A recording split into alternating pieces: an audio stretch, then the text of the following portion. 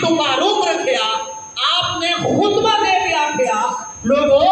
آج میرے لیے پانی بند کر رہے ہو، میں وہی عثمان ہوں جس نے تواڈے واسطے پانی کی سبیل عام کر دی۔ انہوں نے کہا گل ٹھیک ہے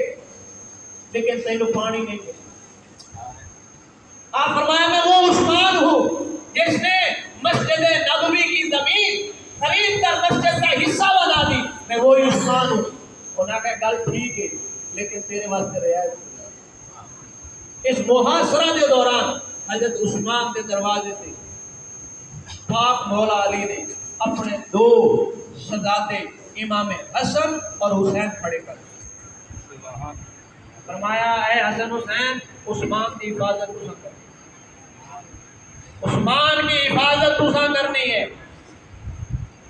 اے غور نال سن دیئے گل، سمجھنی ہے گل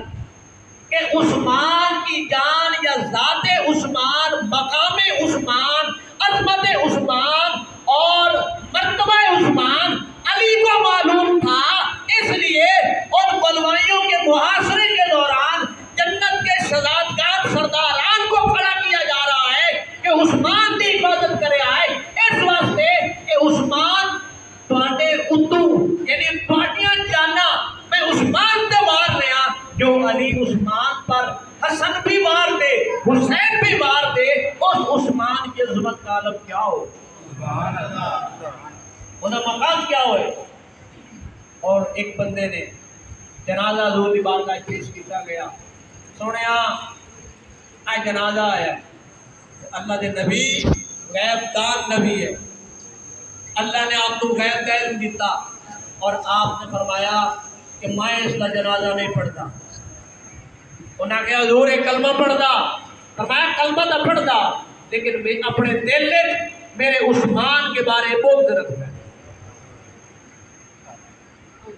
اپنے دل میں حضرت عثمان کے بارے بغض رکھتا ہے، کینہ رکھتا ہے، نفرت رکھتا ہے۔ فرمایا میں مصطفیٰ اس کا جنازہ نہیں پڑھتا،